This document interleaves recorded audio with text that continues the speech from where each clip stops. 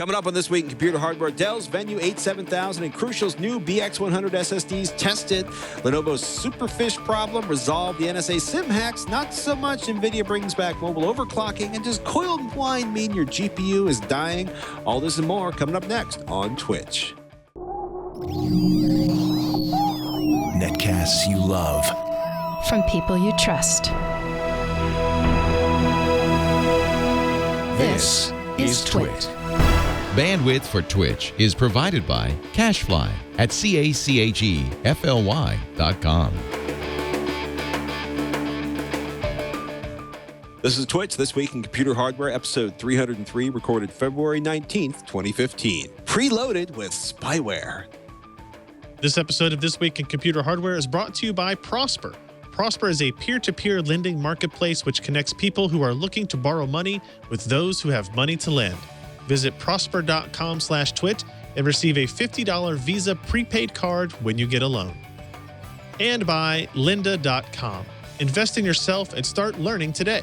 Lynda.com has thousands of courses to help you learn new tech, business, and creative skills. For a free 10-day trial, visit lynda.com/twitch. That's lynda.com/TWiCH.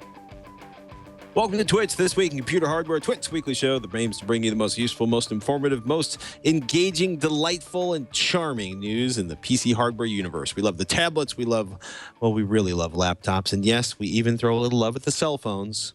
And I'd like to point out that I've gone a whole week without breaking the screen on my iPhone 6. How cool is that? I'm Patrick Norton, joined as always by Mr. Ryan Shrout, who is not quite freezing, but anticipating a cold departure from his office in Kentucky. Yeah, right before the show started, I showed the up-to-date, refreshed current temperature on my phone, and it was 0 degrees. That's in Fahrenheit, which is quite cold, and it's supposed to get down to -12 tonight. So two things. One, I don't want to be outside, and two, I'm really looking forward to the gas bill for my house and the office, in which, you know, we have to, apparently my wife wants to keep it above 55 degrees in the house. I don't really understand the necessity for that. I think sweatshirts and stuff are just, they're way cheaper ways of heating up your body than heating up a whole house, right? I mean, it just makes sense. But I lost that battle, so our heat set at like 70, I think. That's as high as I could go. It's as high as I could go. Well, you know, you could try for 65, but, you know, the energy savings versus the marital strife is always a tough one. Yeah. We'll see when the bill comes in. What are you going to do? Well, it's not like it gets that cold that often there. Yeah, I had a battle like this involving 68 versus 65 in the evenings. And you know, you can't win. So $4 a month just wasn't really going to make things that much better. I can understand that. Call me crazy. This is a fun one. Jeremy wrote this one up on PC Per. A link to this one. No one seems to mention the weight of this power supply unit. And I bring that up because it's Superflower's new 2,000-watt power supply unit. Quote, the perfectly reasonable 2-kilowatt Superflower is only able to provide a paltry 166.6 amps on its single 12-volt rail, so you will need to be absolutely positive that your rig will not need a more powerful source of power. Available only in the UK, it's possible that Superflower is not exaggerating when they claim it will accept 100 volts to 240 volts. Perhaps a budding North American electrician could set up a test to see if this 80-plus platinum-based PSU can actually be powered by any mere wall wart. This thing is crazy. I like the picture there. Liquid nitrogen and mayhem. Renowned and highly respected UK overclocker Ian 8-Pack Perry partnered up with Superflower for the creation of this new monster unit. The 8-Pack edition is a fully modular design, 80-plus platinum certified, and ships with enough cables to, quote, choke Godzilla, unquote. You know, it's you do not need this power supply. Ian apparently needed this power supply and convinced someone to build it for him. But yeah, I just remember thinking that's just insane. Because also Superflower does like a 1,600-watt power supply, or titanium power supply, and I just thought that was pretty ridiculous. I mean, how many? All I can hear is like, you know, how many yachts can you water ski behind? How many things can you power with a power supply this unhinged? Yeah, I Yeah. mean, when your power supply has to like be very clear about what other things you have connected to the circuit in your house, Right. and it's always interesting to think about the direction and trend in PC hardware has been away Right. from this direction for quite some time. So, reaching out and kind of going at that point with this Right. is pretty intense. 2,000 watts. Well, I like what the full review, which is up on kitguru.net, and they point out you do not need this if you just bought two GTX 980s, because they point out, right? Because, quote, we often see reader builds with people using massively overspecified power supplies, unquote. Then the next paragraph they go, well, a special case would be the AMD R9 295X2. This is a power sapping beast, and two of them in Crossfire will demand around 1,200 watts. Quote, if you own a system like this, the Superflower LEDX Platinum 8-pack edition 2000 watt is a good buy because under full load, you aren't stressing the power supply too much, and it will be delivering close to maximum efficiency. The capacitors in that thing are huge, and they're really nice Japanese capacitors. I shudder to think of what this would cost. Do they not mention that on the conclusionary page here? Let's see. They do point the cost as being a con, but I have not actually found. No. Control F for a $sign. Nope. Odd. How can you? It is the UK. Oh, excuse me, 349 pounds. Overclockers okay. UK. Yep. There you go. I was looking for a $sign. That would be the problem. So that's like $800, right? If I know my conversion rates. Hold on. That's a lot of dollars. 538.54 US dollars at current exchange rates. That's significant. I guess maybe not as much as I thought it could have been, but that's still significant. Oh well. Like we keep saying, you don't need this. Stop looking at it, or feel free to look at it, but you don't need this. I've built fully functioning gaming machines for more than $100 less than that. Yeah, but it's fun, and I wanted to open up with something fun because one of the big stories I was running into some friends of mine who have all been waiting for the new Lenovo laptops that Ryan has been fondling recently. They're kind of like, oh, the new Lenovo, oh, the XPS 13. A lot of them just freaked out at the news, and I got a link to an Ars Technica article. And the title's pretty brutal. Lenovo PC ship with a man-in-the-middle adware that breaks HTTPS connections. So they essentially, I'm just going to just go straight from Ars Technica here. Quote, Lenovo is selling computers that come pre-installed with adware that hijacks encrypted web sessions and may make users vulnerable to HTTPS man-in-the-middle attacks that are trivial for attackers to carry out, security researchers said, unquote. So, and it gets kind of uglier in this story because a guy named Rob Graham, the CEO of Errata Security, has, quote, cracked the cryptographic key encrypting the Superfish certificate. It's an interesting idea, right? So Lenovo's looking for revenue streams. They use the Superfish software, and it allows them to insert ads. I'm going to, oversimplify as quickly as possible there. But what happened is people started realizing that, like, let's say you go to your bank and the certificate his browser was getting was not signed by VeriSign, but was signed by Superfish, and the Superfish certificates have already been compromised. This is kind of unpleasant. In part because nobody knows which Lenovo laptops had Superfish pre-installed. In the follow-up, there's a good follow-up on this on the Wall Street Journal digital, or the Wall Street Journal Digit section. Lenovo CTO says, we're working to wipe Superfish app off PCs. Lenovo's chief technology officer, Peter Hortensius, told, or I should say, acknowledged to the Wall Street Journal that, quote, we didn't do enough due diligence before installing Superfish, but that the company doesn't believe laptop owners were harmed by the app. He said that the company realized it needs to do more to respond to consumers' concerns. End quote. I mean, they do give, if you go to the kind of news blast that Lenovo put out today about it, they do list which models had it, right? The G series, they list a whole bunch, the U series, Y series, Z series, S series. They list the specific models that either had it or have it. But they also say Right. that they stopped installing it as of January. They shipped in a short window between September and December to help customers, whatever that bullcrap answer is. However, user feedback was not positive, and we responded quickly and decisively. They stopped preloading the software in January and will not preload the software in the future. So, I mean, that's a fairly short window, I guess, to have some specific software Right. installed. But I mean, I'm sure there's still a lot of laptops out there that have it. And then in that Wall Street Journal story that you linked to, they say that they are writing a program that will remove all traces of the app from people's laptops. It goes further than simply uninstalling the app. Once the app wiping software is finished tonight or tomorrow, we'll issue a press release with information on how to get it. So they seem to be responding very quickly and kind of authoritatively on it. They're not kind of, backtracking. They're owning up to it, which they're owning it. They're responding to it. They're quickly putting the other tools to eliminate it. But this is, I mean, usually when we complain about shovelware, first of all, I should say shovelware isn't a big deal.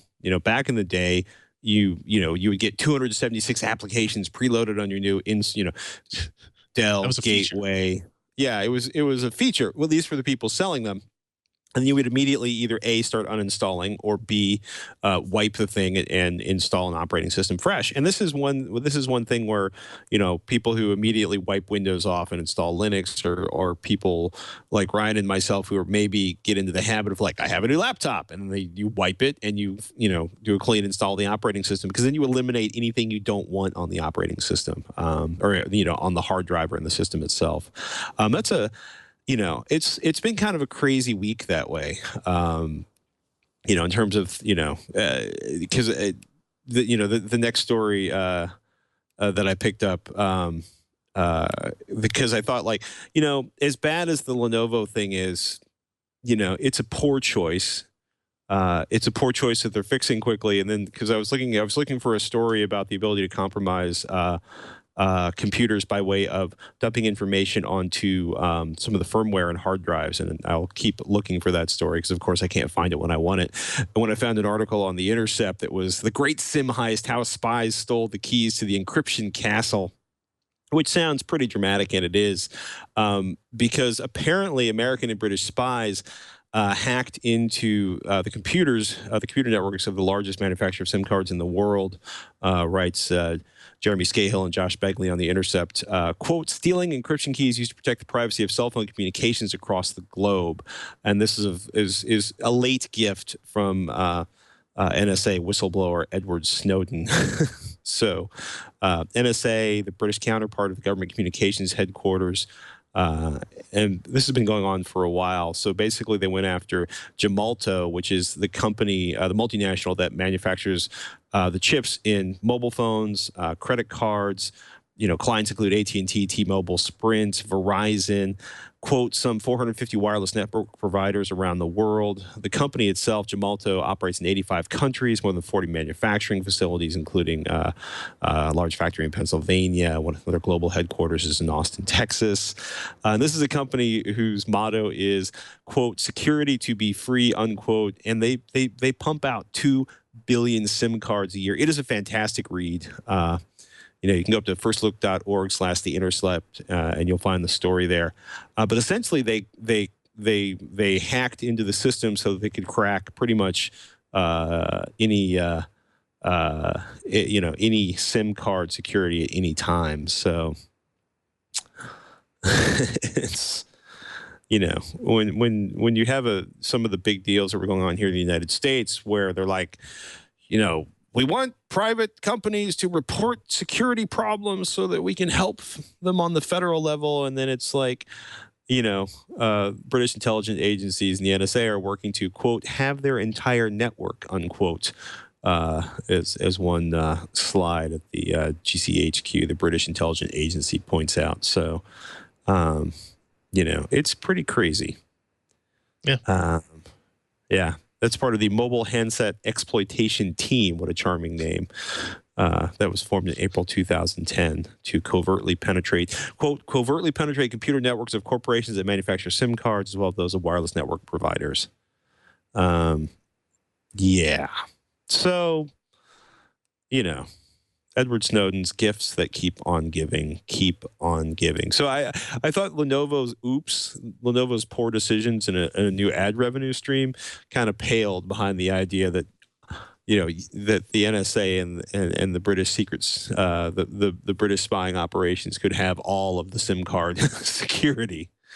So I don't really know where to go with that except straight to the Thecus W2000 Windows Storage Server Review, Soho NAS with the power of Microsoft Server. And it's kind of funny, like when Windows Home Server went away, I for one, stopped thinking a lot about Microsoft servers in the home, but Sebastian's got a good write-up on PC Burr, Sebastian Peak, in his review of the Thecus. Did he like it? Was he down with the Windows embedded W2000 box?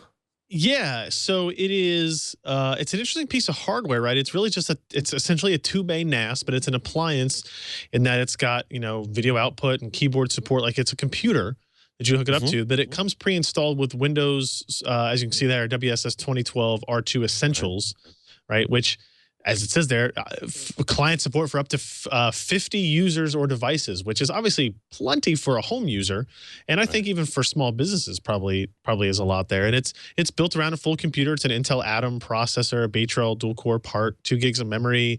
It has an eSATA port on it. It has a 60 gig Kingston SSD in there that holds the kind of the boot device, boot partitions and whatnot.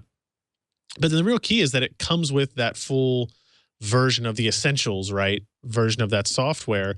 And so you get a significant amount of functionality to go along with this 2-bay NAS device that you don't normally get, right? So, the first couple of pages look at the hardware, and he actually does a teardown in it, so you can kind of see it's just a normal type of device in terms of connectivity.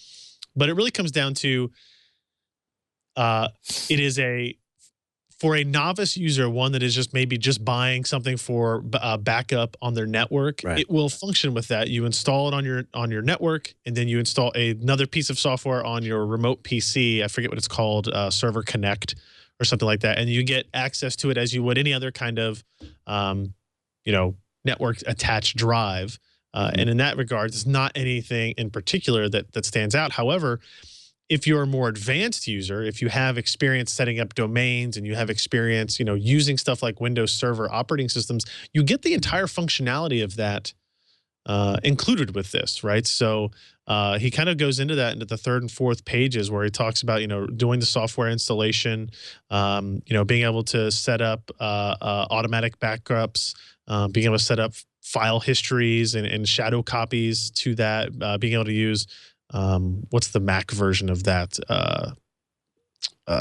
Time something. Well, I'm blanking on it. Where you can automatically back up your Mac to network devices as well. All that is supported in there. It's performance wise, and it performs like a gigabit connected NAS, right? He measured 97 megabytes per second read speeds and 91 write speeds using the Windows file copy tests, and had plenty of headroom on the processor to really do more stuff, right? So the hardware was never really struggling. So if you have the capability to do more stuff, or you have the knowledge base to do more stuff, or want to learn to be able to do some of the more interesting stuff that something like Server Essentials could do, which is even more interesting because this product has a retail price of $350. That doesn't include the 2 hard drives, right, for the storage, but that it has the SSD and it's the full copy of the OS already pre-installed. And then as Sebastian writes in the article, to put this into perspective, a regular license for Server Essentials is $500. So yeah. For less than the cost of a license, you get a simple, easy to operate, highly functional, easy to manage box that you can stuff a couple of hard drives into. That's pretty cool. I mean, it's funny. We're talking on Tech Thing this week about it's like, I love the IOSafe, DS1515 Plus, but it's a $2,000 box before you start dropping drives into it. And okay, it's waterproof, it's fireproof, it's really fast, it does all the cool stuff that you could possibly want a server that is designed to last through a house fire and a flood could do. But a thumb drive is a good place to start. an external hard drive is a good place to start. Crash Plan is a good place to start. For $350, plus another $200 in hard drives, you've got a really good place to start, as part of your 3-2-1 backup, right? 3 copies, 2 different medias, at least 1 offsite. This is cool, I would prefer 4 hard drives. I would prefer a higher level RAID performance. But the reality is this is going to take care of the vast majority of people's needs, and it's going to do it in a way that's super, super easy to administer. And if it's easy to use and administer, then you're probably actually going to use it, which I think is pretty important. Call me old fashioned. Yeah, I think it's important. He says that it's not, the experience with something like Windows Server isn't necessary. But to get along with the W2000, even a novice would just need to follow some instructions and get at least the basic functionality with the device and their network. You install the connector software, and it would provide network storage and backup functionality to a client PC. But then the kind of exciting part is what you get above that for the $350 price range. So I think it's pretty interesting from that point of view. And I personally, I don't have, I've never worked in an IT field, right? So like last night on our podcast, Jeremy and Josh, who do that for their normal jobs, were kind of talking about some of the other functionalities you can get when you have a copy of Windows Server on your network.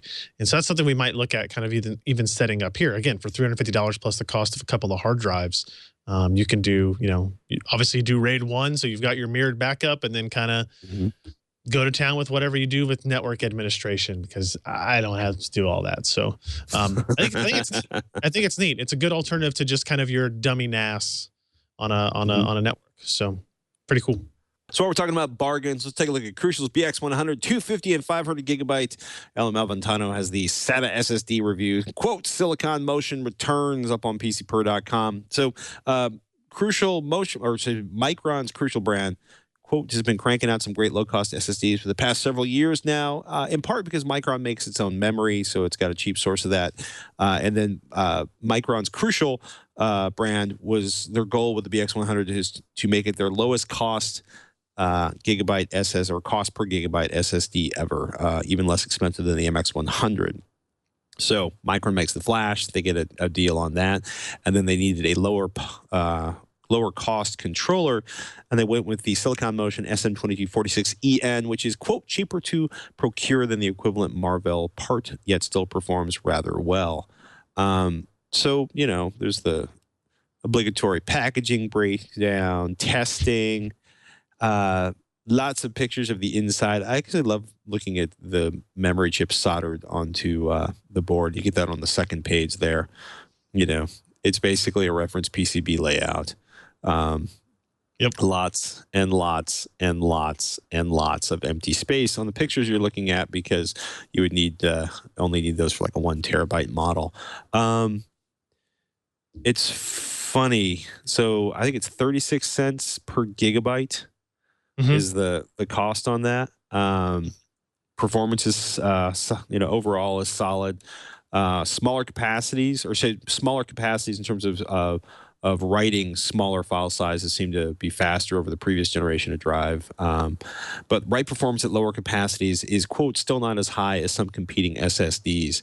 I was kind of expecting slightly lower prices. I mean, 1 terabyte for $380, it's 38 cents per gigabyte on Amazon, and scaling up. Basically, it's pretty consistent for 1 terabyte, 500 gigabyte, 250 gigabyte, and then the $68 120 gigabyte drive is 57 cents a gigabyte. But that said, those prices, it's kind of funny because I bought a 1 terabyte drive on sale, and 1 terabyte for $380 just doesn't seem that much less, except this isn't on sale and it's not on a special deal. So I need to recalibrate my reaction to that. 3-year warranty for 7. Go ahead. I'm sorry. I was gonna say it's not significantly less expensive. Like you can still get the Crucial MX100, the 512 gig model, for $199. So it's about $20 less than that. But again, you're right. Like this is really just out on the market a couple of weeks ago. We expect prices to fall as they do. But this also performs better at the lower capacities than the MX100 does. So if you're limited to $100, you can get the 250 gig model, and it's not going to perform as poorly. I don't want to say as poorly, but as low as say what you got out of The MX100 at the same capacity. So it's a modest step forward, but I think every time you can release a new part that is cheaper, we're getting there. We're getting there. So I mean, a starting price of 36 cents per gig on one of the capacities is fantastic. I think it wasn't that long ago when I said I wanted less than 30 cents per gig. That was my goal for SSDs. I don't know. We didn't hit it before the end of the year, but you know, we're getting there. We got pretty close. Part of what's really funny is like the first comment, you know, right under the PC Perspective Editor's Choice logo on the final page. Quote, says anonymous, "It's a sad day when 36 cents a gigabyte on a budget drive even is considered, quote, impressively low, unquote. 6 years ago, those prices were already completely unacceptable. Hard disk drive manufacturers really need to step it up because SSD manufacturers certainly aren't doing it." And I mean, the irony there is that, you know, 6 years ago, it would have been like $3 a gigabyte for an SSD. The capacities would have been next comment minuscule. down. Yeah. The next comment below that says, "Hey, it was literally 10 times more expensive 5 years ago." Right. Right. And $800 for a 250 gig Crucial C300, which was $3.07 per gig. So it's you know, everybody wants things to go faster, and I agree. Right. I'd love to see, you know, 2 terabyte SSDs for $300 or whatever it would be. Right. But we're not there yet. Doesn't mean we won't get there. I'm pretty sure we will get there. And you know, one of the things that's interesting is the 500 gig model. So in the MX100, keep in mind the 1 terabyte model didn't exist. It stopped at 500, 512 or whatever.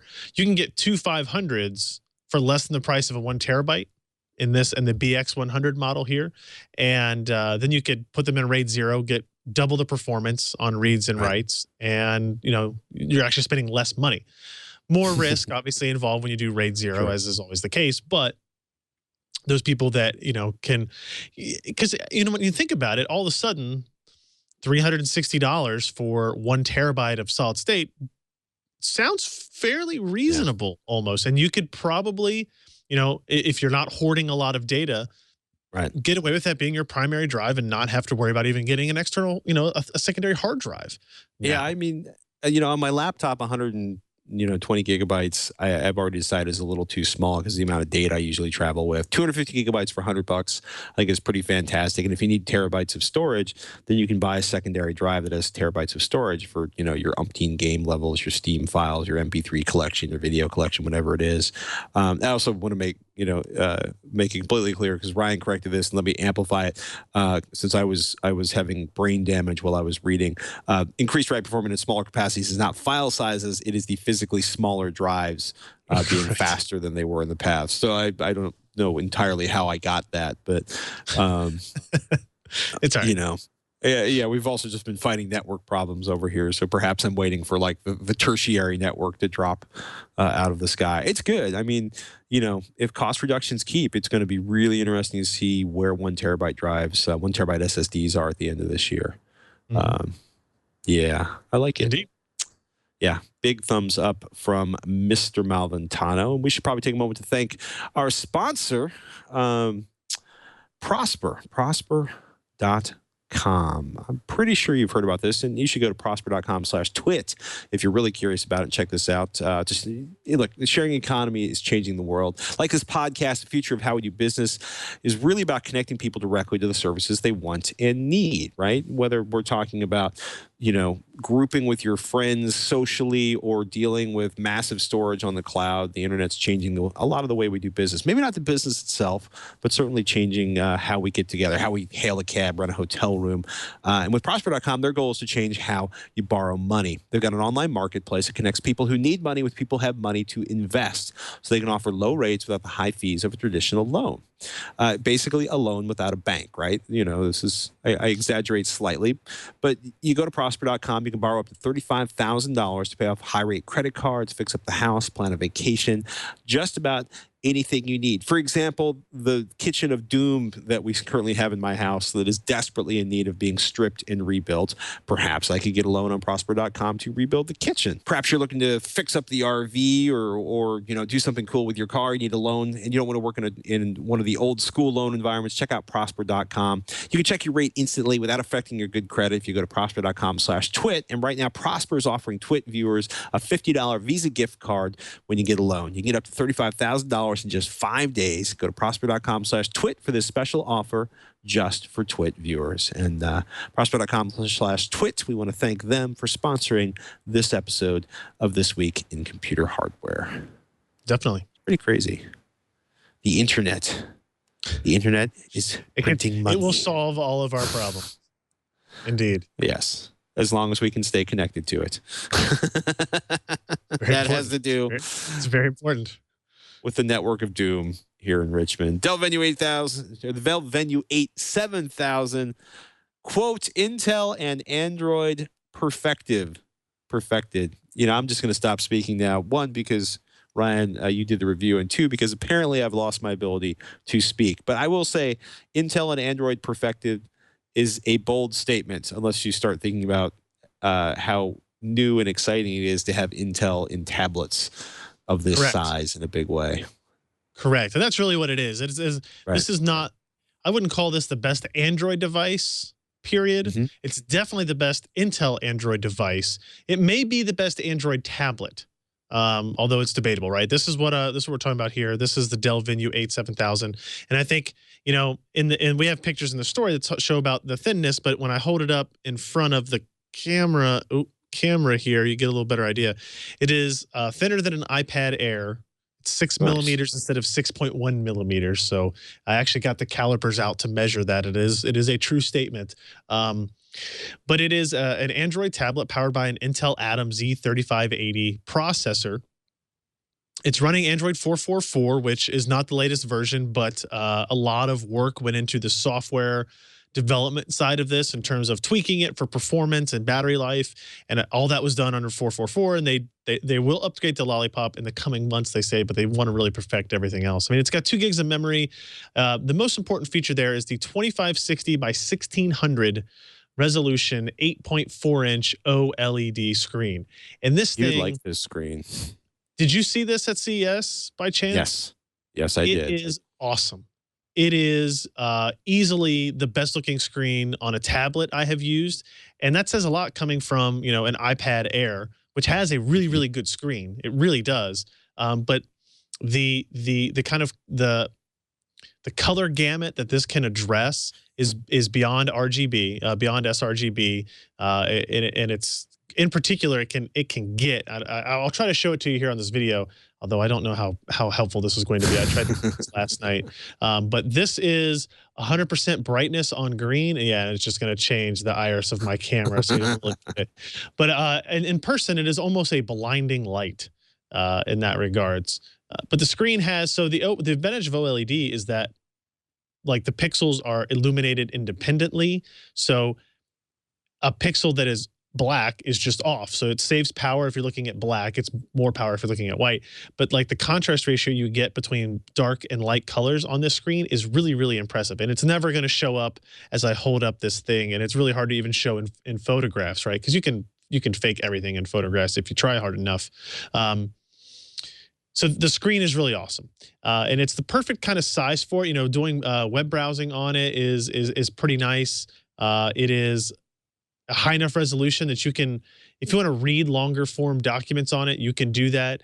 If you want to watch videos on it, it works great for that too. In particular, I think Google Play gave away the movie Gravity on its Play Store recently. And that is a perfect movie to demonstrate the display, by the way, just because of it's in space. So you get a lot of dark blacks and then a lot of bright white colors of the sun and light and the space station and all that stuff. It's really good to show off that contrast ratio. It's also very responsive. Right. So one of the kind of hiccups of previous Android tablets has been, they don't feel as smooth as iOS devices. And in Intel in particular, that has been the case because they are the least optimized architecture for Android. Android was kind of designed with ARM in mind. They're doing a lot of work to get around that, to make it work on an x86 processor. and it gets the job done very well. In the benchmarks, it doesn't win anything, right? We compared it to the Nvidia Shield tablet, the Google Nexus 9, the iPad Air 2, and it doesn't win the benchmarks, both in processor performance or graphics performance. And, you know, there will be a lot of people that look at that and say that the raw performance of this isn't going to be up to the level of the other devices. And you're absolutely correct. But Intel worked with Dell, you know, very closely. And I know a couple of people that were responsible for it to kind of make this a smooth experience beyond just looking at the benchmarks. And it's hard to describe that in a lot of ways. You know, how do you demonstrate that, oh yeah, it just works really well. The application switching is fast, the scrolling is fast, everything is very responsive.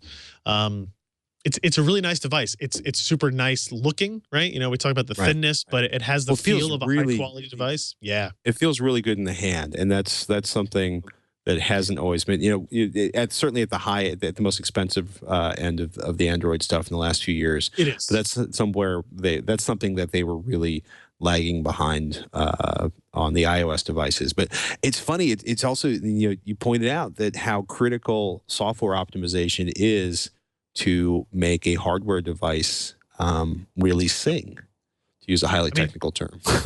that's the benefit that Apple gets of owning both the hardware and the software. Is they can really, you know, they code the operating systems to the exact architecture and clock speeds of what's going on, so that, you know, everything feels nice.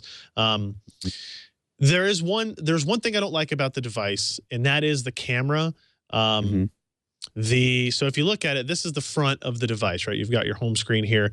This at the bottom is, you know, it's very thin bezels at the top and on the sides, but you get this kind of larger at the bottom. And that's your speaker, and your front-facing camera is down here. It's kind of a bad spot for a front-facing camera, because if you're holding it like that, you know, the meat of your hand will block that a lot of times. And there's no kickstand on it or anything, so you can't like set it there to look at that. So that's kind of a bad spot. And then even on the back, on the back here, your primary 8-megapixel camera is here in the middle. It's hard to see. And it's also, well, it points out that one of the very real problems with this. It's in the middle, but it's at the bottom behind that speaker. It also means if you're going to take a picture in a portrait style, you know, you can do that and you can get your hands out of the way fairly easy. But there's going to be a ton of fingerprints down here. Because this is where you hold the device. So be prepared to wipe that off all the time. And then this black strip here also on the back in the lower portion is the Intel RealSense technology camera set. It's two 720p cameras that are used in conjunction with the primary camera on the back to capture depth information. So all three cameras take a picture at once, and then it's doing what you would expect it to do. It measures the distance between objects in the two pictures, and then it gathers depth data to do some interesting things in theory, right? You can, you've probably seen commercials for them on TV, right? Where they talk about being able to change focus after you take the picture, or being able to selectively apply Instagram style filters, you know, things like that to different depths of the image, or being able to measure the distance between two objects or 2 points in a picture, which you can do. And that, yeah, this kind of demonstrates that, right? You can see, you know, I've measured 11 feet 4 inches on something. The area of the table on my deck is apparently 10.62 square feet. And it's fairly accurate. It's not 100% accurate. I'd call it 90 to 95% accurate there, but you can't go all the way to the back. And this is part of that kind of depth of field things, but it doesn't work perfectly. If you look there, if the folded up umbrella, for example, in the middle of the table, but if you kind of look towards the top of it, you'll notice that some of those trees in the background are in focus and some of them aren't. Right. And that kind of ruins the effect. The roofs on the top of the buildings on the upper left-hand corner are in focus when the rest of them aren't. So it kind of, it works better in some images than it does on others. And this is just one I happened to try it out and had some issues with. And then this one is kind of selectively applying filters. So here you can adjust brightness, but say only within a certain depth characteristic there too. So you can do some interesting things. It's a little bit gimmicky. I think, you know, second and third iterations would be better. Again, it would be a better feature if these camera lenses were at the top instead of at the bottom. But obviously, you know, what they could have done is they could have taken this kind of portion down here and duplicated it up here. And that's what most tablets do. They make them symmetrical. This is not symmetrical.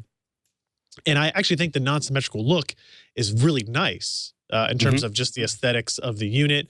And this gives you a place at the bottom to hold it, right, where your hand's not really blocking much of the screen. But to duplicate that up there, you'd have to ruin some of that aesthetic, but it would improve the camera. So a little bit of a trade-off there. It's not cheap. It's $399 for a 16 gig capacity, which is also kind of disappointing. SD card slot? There is an SD card slot here, and it does support up to 512 gig SD cards, which I didn't, micro SD cards, which I didn't even know existed, but apparently they do. I don't think they exist yet. Oh, okay. Okay. Well, it has support for up to 512 gig micro SD. So in terms of storage expansion, you can do that, but it'd still be nice to see a 32 or 64 or something kind of, built into that. But so it's $50 more than the Nexus 9. It's $100 more than the Nvidia Shield tablet. It's about $100 less than the iPad Air 2 16 gig capacity version, the MSRP. And then, if you get the iPad mini, I think it's about the exact same price. I think it's $399 as well, starting out. So go read my review of it. Go read other people's reviews of it, because I really think it is more than the sum of its parts type of deal. In much the same way that the XPS 13 from Dell is like a super awesome laptop that, if you just look at the specs, just looks like a normal laptop, but it's when you actually start to see it and use it that you see some of the differences there. I definitely recommend it. I've had it for a couple of weeks, and it's kind of been I'm going to sit on the couch and watch basketball and read emails and stuff. And this is kind of what I've been doing for that. And it's been pretty good. I've been happy with it. It's and what was the battery life like again? Oh yeah, it seems like the screen really and the battery life were pluses. Yes, the battery life was significantly better than the Shield tablet, better than the Nexus 9. And the Nexus 9 has a 4 or 5 watt-hour larger battery in it as well. And then I think it was better than the iPad Air 2 as well, because the iPad Air 2 actually took a step backwards in battery size compared to the Air 1, I think, yes. And so it did really well, both in the video playback. It was the longest, I think, by an hour and a half. And then in our web browsing test, it was the longest too. So it does really well there, right? And I think that's one of the benefits of the lower performance Intel Atom processor is that it kind of helps with the battery life side of things. So, but you were still able to game and stuff like that. Yeah, like the performance wasn't so slow that you were like, I can't launch games. It was competitive. It just wasn't the fastest. Correct. And as you'll find, and as we are doing some research on now, like Android gaming is interesting in that it is very rarely GPU limited. And it is more often memory limited. And so even though like if you just look at raw GPU benchmark numbers between this and the Shield tablet, it is a dramatic difference. The Shield tablet is way faster. But when you actually play a game that lets you measure frame rate, you're looking at a difference of like 24 frames per second versus 29 frames per second. And that is a result of different bottlenecks in the system besides just raw GPU compute throughput, which the Kepler, based Shield tablet Tegra GPU does way better. So cool. It's interesting. No, I got to say it's like the XPS 13. Dell's doing fantastic with materials and build quality, and just really trying to, the description, the sort of, what do they call it? The infinity monitor that they called on the XPS 13 sounds ridiculous, but it looks really good when you're typing on it. The keyboard's fantastic. The touchpad's fantastic. I also went up to Amazon.com. Go ahead. Sorry. I was going to say SanDisk Extreme Pro UHSI U3 SDXC 512 gigabyte memory card, $600. If you want to go with a $256 is $300 if you're going with SanDisk. But if you go to like a PNY, you're looking at $90 for a 256 gigabyte SDXC Class 10 card. So yeah, it makes me wish my I have this Astel and Kern audio player that will support two 64 gigabyte micro SDs, and now I wish it would support more. It's mentioning the XPS 13 again. I will say I've been using both this Venue 7000 and the XPS 13 kind of for the last couple of weeks, and the design similarities are like surprisingly interesting. Like if you've looked at the XPS 13 screen, it has very similar kind of small bezels along the top and sides, and then kind of a wider one at the bottom with the webcam in the bottom left-hand corner. The kind of metal finish on the back is very similar. I've made a comment today. It's like, wouldn't surprise me if these were actually designed by like the same team or even the same person inside the company, because they share so much of that industrial design. It's good to have an aesthetic. It's good. It is. Yeah. Yeah. High quality stuff is good. And is it micro SD or SD card slot? Micro. It's micro. Micro. So you're probably looking at 128 gigabytes max. So the SD cards, full-size SD cards, are currently selling for up to 512, 512. But but it's not going to fit in the slot in that. Just smash it. It's fine. What could go wrong? Just cut the edges off, like a SIM card.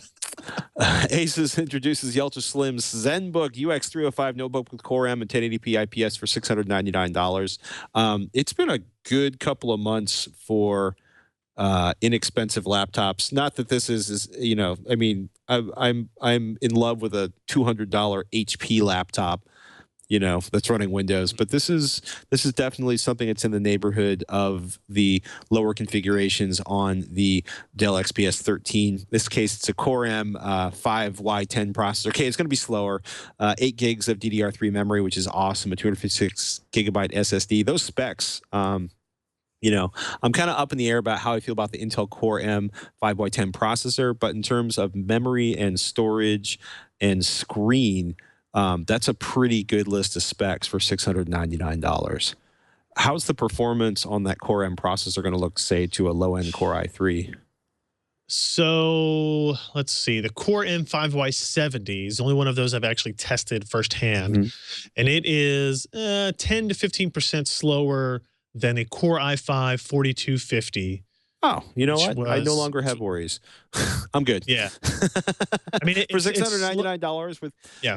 What's that? I mean, but with 8 gigs of RAM and a fairly fat hard drive, this is a 2.6-pound laptop, with a 13.3-inch screen for $700. With 8, that's not. It's probably $100 or $200 less than a comparable configuration from a lot of the other ones we've seen. I find it interesting that the version you can buy at the Microsoft Store. What do they call that? The like the I forget with how they brand that. But it is the same price, $699. Like if you go to Amazon versus if you go to the Microsoft Store, you actually get the 8 gigs instead of 4 gigs of memory and the 256 instead of the 128 gig SSD, and it's the same price. And it is not like the ones they sell at the Microsoft Store are the ones that don't have any software preloaded or anything like that. Like they're the clean, neat ones. And that's a hell of a deal for $699. I went to my first Microsoft store a couple of weeks ago, and I got to say, it's not a bad place if you're looking for hardware. Laptops, Windows phones, lots and lots of Surfaces, like an entire Surface section and a huge Xbox One section. Yep. I was kind of surprised at how many products I saw, especially at the low end, that I hadn't seen before that were available inside that store. Bring back the mobile clock, mobile overclock. Nvidia would stick a warning on it. Wrote, this is kind of funny. It's one of those cases where the editorial goes up. Jeremy wrote this up on February 16th, basically saying, let us melt down our mobile processors if we want to. Just put a warning label on it.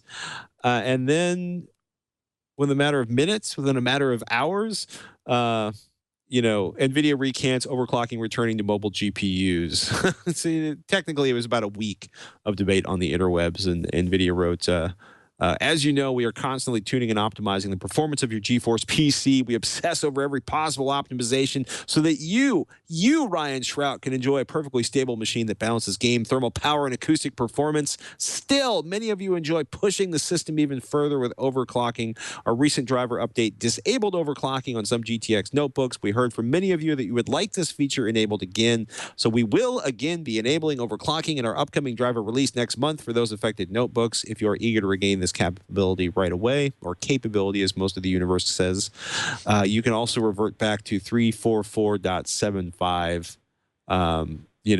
And I love Ryan. He's such a demure and shy individual. Quote, now I don't want to brag here, but we did just rail NVIDIA for this decision on last night's podcast. And then the decision was posted on NVIDIA's forums just 4 hours ago. I'm not saying, but I'm just saying. So kudos to NVIDIA for listening to their customers and giving them what they want, even if NVIDIA is slightly afraid that giving them what they want will cause them to damage their device.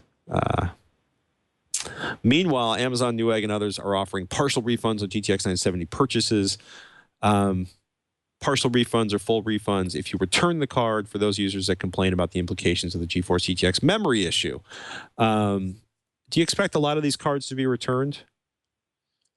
I don't. I think what will likely happen is people will go to, now that these stores are kind of coming out, people will go to Amazon and Newegg and Tiger Direct and BH Photo or whoever and say, hey, I'm going to whine a little bit. I'm going to complain about it.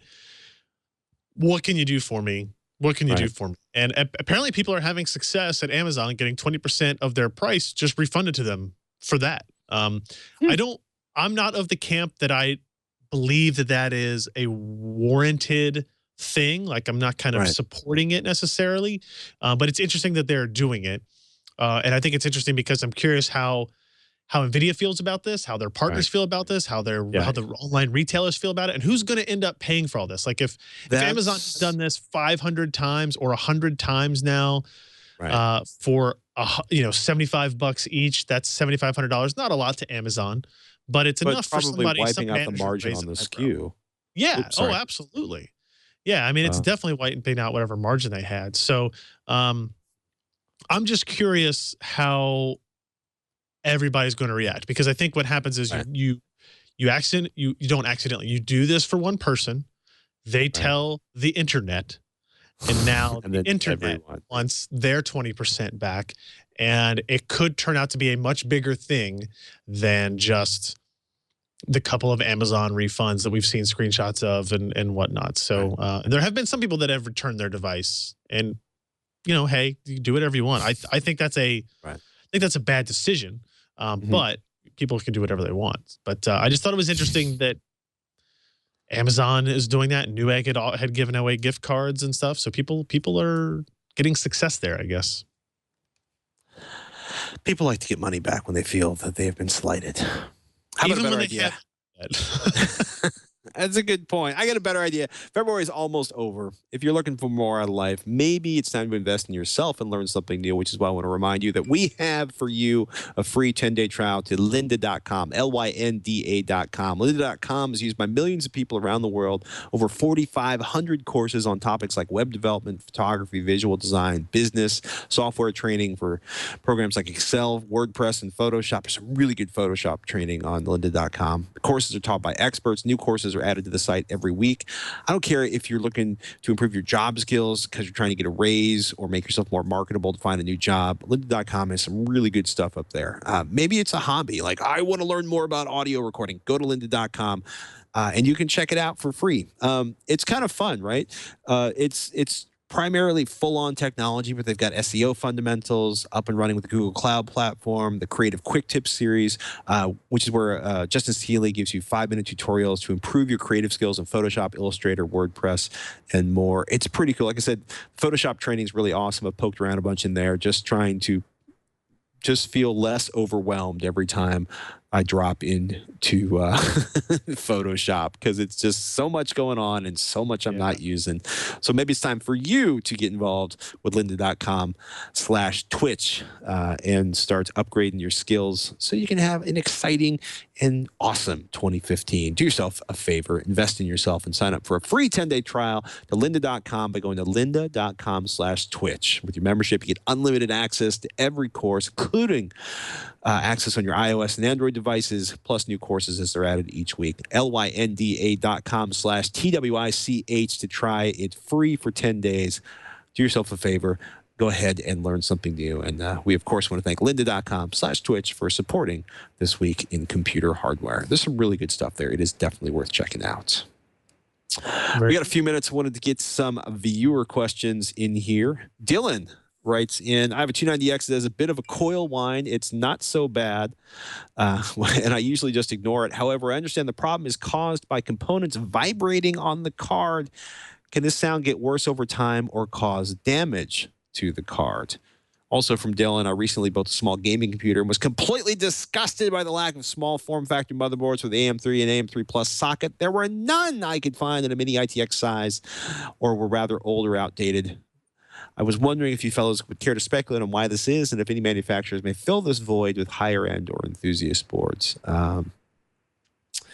So the older a platform gets, generally speaking, the fewer the motherboards are going to be available and the less adventuresome the companies making those motherboards for those processors are going to be. The AM3, is it fair to say the AM3 is a little long in the tooth at this point, Ryan? Is that a just statement on my part? Yeah, definitely. Yeah. I mean, what happens, right, is like a processor's launch, like or when the new motherboards came out this spring, and we had this sort of series of TWiCH episodes that were like, and another new 34 motherboards were announced this week by this manufacturer, and then the next week 38 motherboards were announced, and the next week 372 motherboards. That last one was an exaggeration, but over time, vendors just start trimming off the lines, and they get down to the point where, you know, I remember having a computer I didn't want to replace because it did everything it needed to do. The motherboard yarked. Some small capacitor gave up the ghost, and it wasn't going to be salvageable through soldering.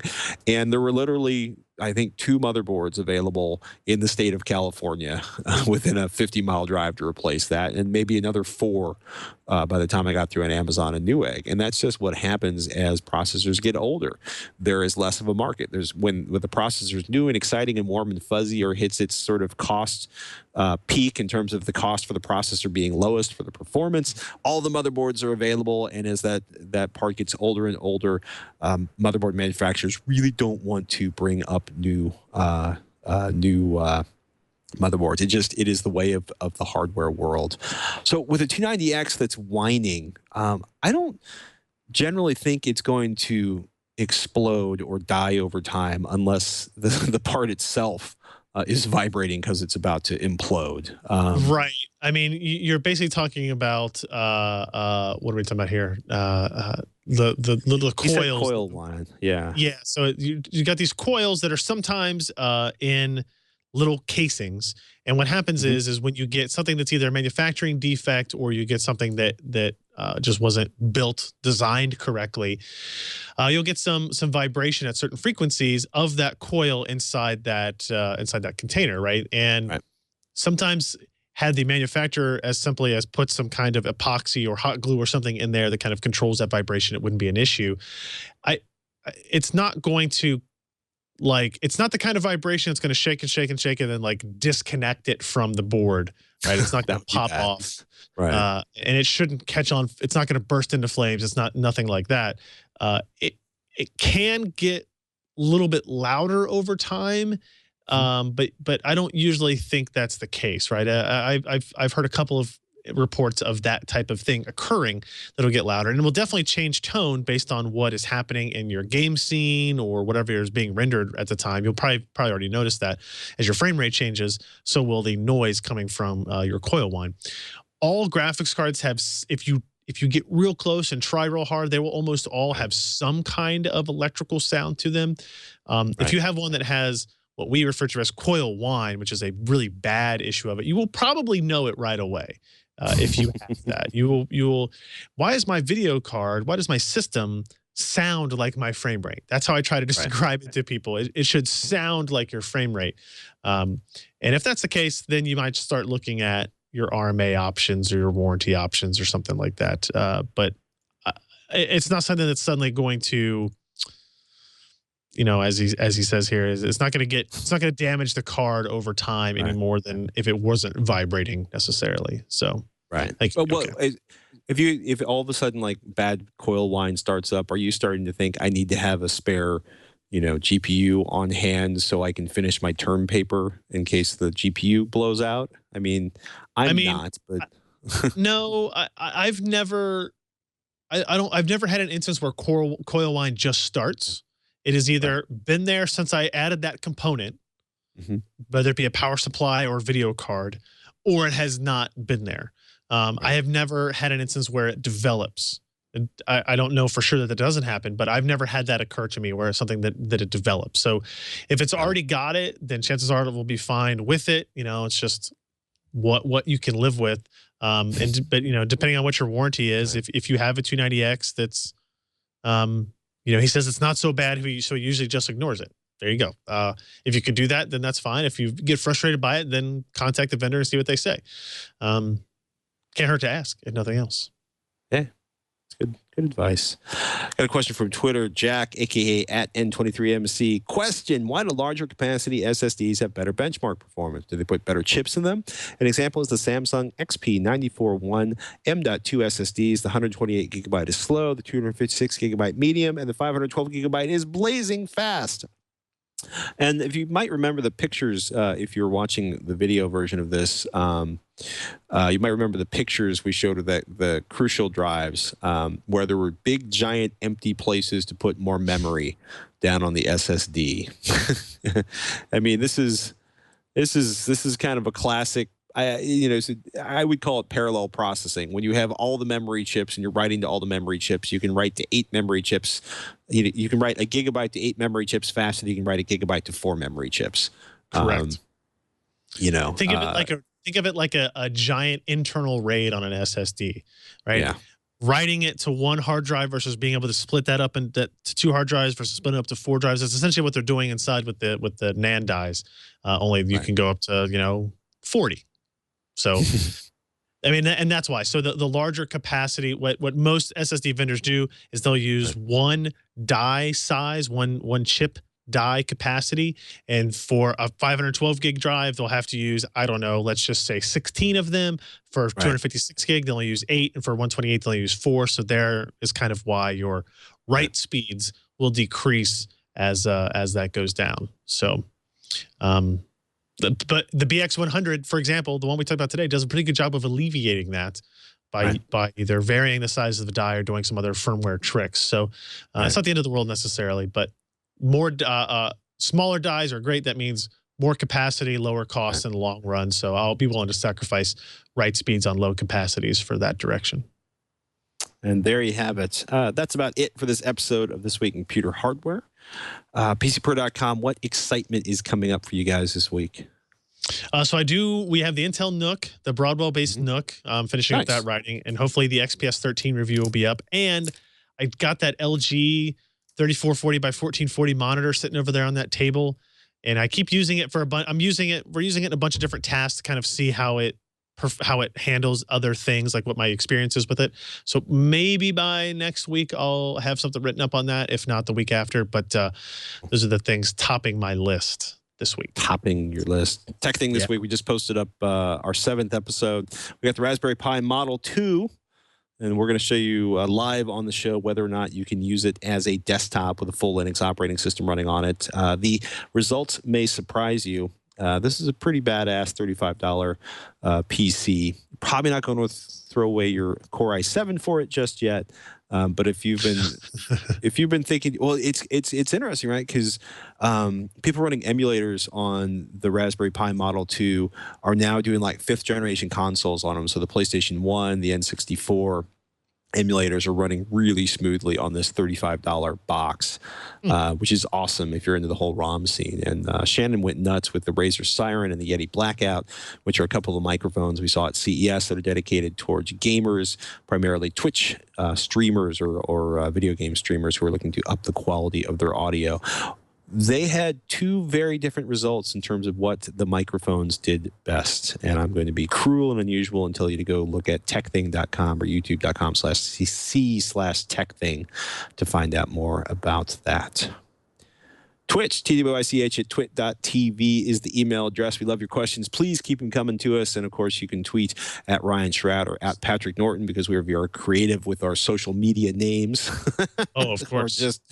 or just unusual and early enough to get the names usually. We want to thank you for listening to each and every episode of Twitch. And if you're not, you can. Just go to twit.tv/Twitch. You have basically all 303 episodes we've recorded. You can subscribe on your favorite podcatcher, and I highly recommend you do because, well, we really like it when there's people listening at the other end. That's true. It's very true. That's a good statement. Yeah. So, and on that weird, peculiar note, thanks everybody for listening. I'm Patrick Norton. I'm Ryan Shrout. We'll see you next week on Twitch.